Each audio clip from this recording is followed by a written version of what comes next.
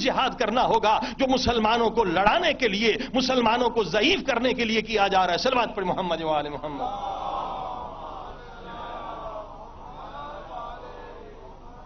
اور تیسرا یزید کون ہے؟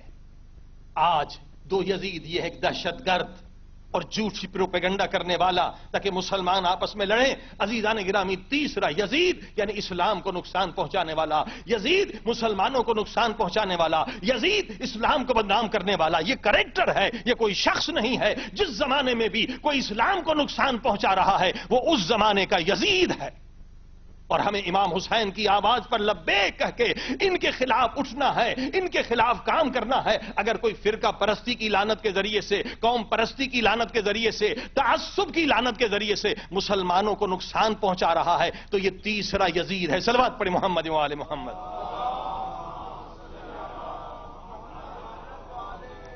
اب ان تین یزیدوں کو پہچانے، ایک وہ جو دہشت گرد ہیں، سوسائڈ اٹیک کرتے ہیں، پوری دنیا میں مسلمانوں کو بدنام کرتے ہیں، اور دوسرے وہ یزید جھوٹا پروپیگنڈا کر کے مسلمانوں کو لڑاتے ہیں، اور تیسرے وہ یزید جو فرقہ پرستی، قوم پرستی، صوباتی پرستی، لسان پرستی کے ذریعے سے مسلمانوں کو لڑا کر کمزور کرتے ہیں۔ جو بھی اسلام مسلمانوں کو کمزور کرے وہ اس وقت کا یزید ہے۔ صلوات پر محمد و آل محمد۔ عزیز ہوشیار رہیے، سازشوں سے بچیے۔ اسی لیے مرحوم امام خمینی نے فرمایا تھا کہ جو بھی شیعہ سنی کے اختلافات اور لڑانے کی بات کرتا ہے، نہ وہ شیعہ ہے نہ وہ سنی ہے، وہ دشمنان اسلام کا ایجنٹ۔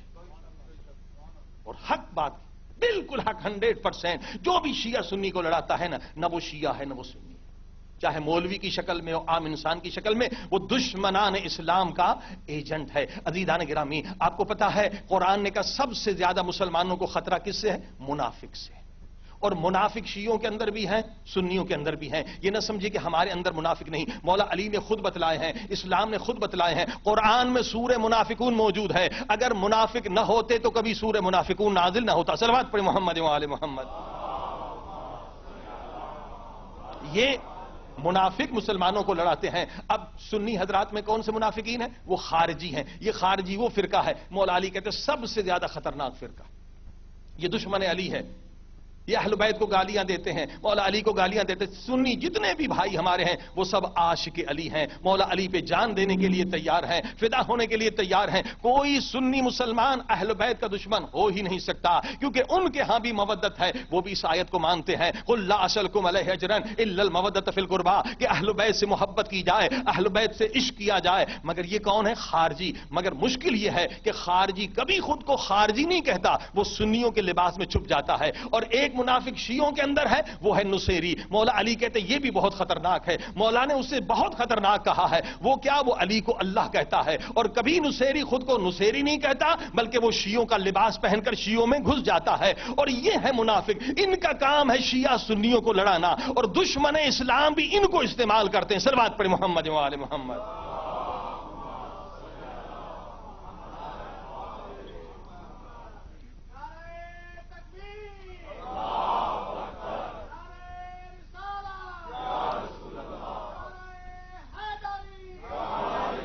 کیا یہ منافقین کی تعداد بڑی ہے؟ 1% بھی نہیں ہے۔ کیا دہشت گردوں کی تعداد بہت زیادہ ہے؟ 1% بھی نہیں۔ مگر پورے 1 ارب سے زیادہ مسلمانوں کو انہوں نے یرغمالی بنایا ہوا ہے، کڈنیپ کیا ہوا، ہائی جیک کیا ہوا ہے۔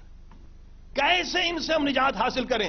آج سب مسلمان پرابلمز میں ہیں، جہاں بھی آپ جائیں، جس ایئرپورٹ پر مسلمان ہے، داڑھی ہے، بھائی یہ ٹیررسٹ ہوگا، اس کی چیک کرو، اسے یہ کرو۔ ہر جگہ ہمارے بچوں کا فیوچر خطرے میں ہے، لاکھوں کروڑوں اربہ لوگوں کو بزنس میں نقصان ہوا ہے، جاب میں نقصان ہوا ہے، یونیورسٹی میں نقصان ہو رہے ہیں، ہمارے بچوں کو 3rd کلاس کا شہری بنانے کی کوشش کی جا رہی ہے اس پروپیگنڈا کے ذریعے سے۔ یہ کون لوگ ہیں جو ہمیں بدنام کر رہے ہیں؟ 1% بھی نہیں ہے، 1% بھی نہیں۔ شیعہ سنی کے اندر اگر ہم مل کے کام کریں، ہم انہیں ختم کر سکتے ہیں، ہم اپنے اندر سے نکال سکتے ہیں، اور دنیا کو بتا سکتے ہیں اسلام میں کوئی دہشت گردی کا سوال پیدا نہیں ہوتا۔ اسلام محبت بھرا مذہب ہے، اسلام میں محبتیں ہی محبتیں ہیں، اسلام نفرتیں مٹانے کے لیے آیا ہے، اسلام وہ ہے جہاں سلامتی ہو، اسلام وہ ہے جہاں امن ہو، اسلام وہ ہے، اسلام کا پیغام ہے اگر ایک انسان قتل ہو جائے تو یہ گناہ اتنا بڑا ہے گویا تو نے سارے انسانوں کو قتل کر دیا۔ قاتل کبھی جنت میں نہیں جا سکتا، قاتل کا ٹھکانہ جہنم ہے۔ صلوات پر محمد و آل محمد۔ عزیزو یہ 1% سے بھی کم لوگ کرتے کیا ہے؟ ان کا ایک تو زبردست نیٹ ورک ہے، کیونکہ ان کے پیچھے شیطان ہے، لابی ہے، بہت بڑی لابی ہے، اسلام کے دشمنوں کی لابی ہے، ان کا بڑا نیٹ ورک ہے۔ اور یہ کرتے کیسے؟ ان کے دو ان کے طریقے کار ہیں، دو واردات کرتے، ایک کیا؟ دہشت گردی، گنڈا گردی سے یہ دہشت پھیلاتے ہیں 1% سے کم، اور دوسرا ان کا طریقہ کیا ہے؟ جھوٹا پروپیگنڈا، اتنا جھوٹا پروپیگنڈا کرتے ہیں، جو بھی عالم، جتنے علماء یونٹی کی بات کرتے ہیں پہلے تو انہیں قتل کرنا چاہتے ہیں کہ قتل ہو جائے، اگر قتل نہیں کر سکتے پھر اس کی شخصیت کو قتل کرتے ہیں۔ دیکھیے علامہ عارف حسین حسینی ہمارے قائد تھے پاکستان کے، کتنے زبردست عالم تھے، اتحاد بین المسلمین کے لیے انہوں نے کتنا زبردست کام کیا تھا، حتیٰ کہ بارڈر پر گئے تھے، کہاں گئے تھے مسلمانوں کی مدد کے لیے، چاہے شیعہ ہوں یا سنی۔ مثلا آپ دیکھیے اس وقت ہمارے جو بھائی ہیں یہ فلسطینی سنی ہیں، مگر سب سے زیادہ مدد کون کر رہا ہے؟ ایران مدد کر رہا ہے۔ یہاں مسئلہ شیعہ سنی کا نہیں ہے، مسئلہ تعصب کا نہیں ہے، مسئلہ کلمہ لا الہ الا اللہ پڑھنے والے کا ہے۔ آپ ساری اخباریں دیکھ لیں، سارے ریڈیو ٹیلی ویژن دیکھ لیں، سب سے زیادہ پریس ٹی وی جو ہے وہ ان کو کوریج دے رہا ہے۔ یہ کن کا ہے؟ ایران کا ٹی وی ہے، حالانکہ یہ ہمارے فلسطینی بھائی سنی ہیں۔ یہاں سنی شیعہ کا مسئلہ نہیں ہے، مسئلہ مظلوم کا ہے۔ حسینیت اسے کہتے ہیں کہ مظلوم کی مدد کرو اور ظالم سے دوری اختیار کرو۔ وہ شیعہ نہیں ہے جو مظلوم کی مدد نہ کرے، چاہے مظلوم فلسطینی ہو، چاہے مظلوم مسلمان ہو، چاہے مظلوم کوئی مسیحی ہو، کرسچن ہو، جو ہو، جو بھی دنیا میں مظلوم ہو اس کی مدد کرنا ایک حسینی کا کام ہے۔ تو عزیزان گرامی، ان کی زندگی کیا ہے؟ یہ ٹیررزم، یہ 1% سے کم لوگ جو ہیں ان کی حیات، ان کی لائف دو چیزوں پر ڈیپینڈ کرتی ہے، جھوٹا پروپیگنڈا اور دہشت گردی۔ ہمارے قائد شہید ایک ایسے اللہ والے انسان تھے، ایسے اللہ والے انسان تھے کہ ایسا عالم پھر شاید پیدا ہو۔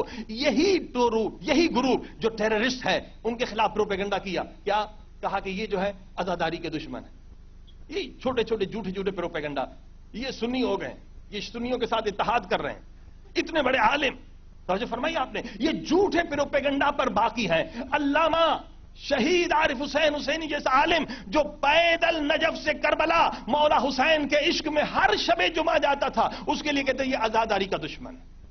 استغفر اللہ۔ اس پہ پروپیگنڈا تھے کہ یہ یا علی مدد کا منکر ہے۔ بیچارے جہاں بھی قائد جاتے تھے کہتے ہیں میں یا علی مدد کہتا ہوں بھائی، یہ میرے خلاف پروپیگنڈا ہے۔ یعنی جو اہم مسئلے تھے وہ بھول گئے، ان کو ان مسائل میں الجھا دیا۔ بھائی یا علی مدد تو اہل سنت کے بھائی بھی کہتے ہیں، آپ سندھ میں چلے جائیے ہر ایک یا علی مدد کہتا ہے، وہاں سلام سے پہلے یا علی مدد کہا جاتا ہے۔ تو یا علی مدد، علی سے مدد مانگنا تو یہ نبی نے بھی مانگا ہے، قرآن میں بھی آیت ہے۔ جنگ احد میں رسول خدا نے کہا یا علی مرا ازن جماعت نگہدار حق کے نصرت بجاور، کہ وقت نصرت جب کافر مولا رسول خدا کو قتل کرنا چاہتے تھے، رسول خدا نے کہا یا علی ان کافروں کی جماعت سے مجھے بچا اور حق کے نصرت بجاور، یعنی 3 جملے کہے۔ یہ شیخ عبدالحق محدث دہلوی کی کتاب ہے، ایک سنی بڑے عالم کی کتاب ہے، یعنی رسول خدا نے بھی یہی تو کہا کہ یا علی مدد۔ رسول خدا کی سنت ہے، علی سے مدد ہم مانگتے ہیں تو علی کو اللہ کا ولی سمجھ کے مانگتے ہیں، خدا سمجھ کے نہیں مانگتے۔ صلوات پڑھی محمد و آل محمد۔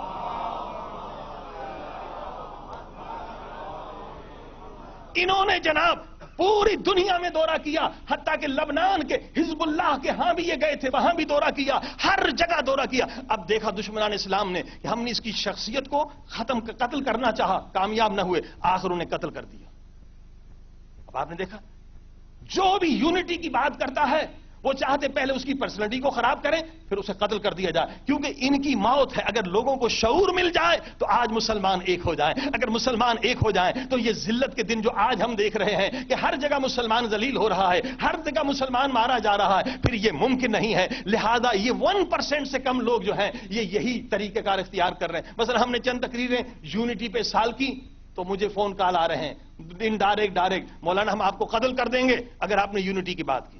اب آپ دیکھ رہے ہیں یہ اس سے خوف زدہ ہیں کہ مسلمانوں میں شعور بلند نہ ہو، کیونکہ میں نے 5 دلیلیں دی اور ایک دلیل کا بھی ان کے پاس جواب نہیں یونٹی پر۔ میں نے کہا یونٹی سب سے زیادہ ہم اسلام میں، نماز اس لیے تاکہ یونٹی ہو، روزہ اس لیے تاکہ یونٹی ہو، حج اس لیے تاکہ یونٹی ہو، زکوٰۃ اس لیے تاکہ یونٹی ہو، خمس اس لیے تاکہ یونٹی ہو، عزاداری اس لیے تاکہ یونٹی ہو۔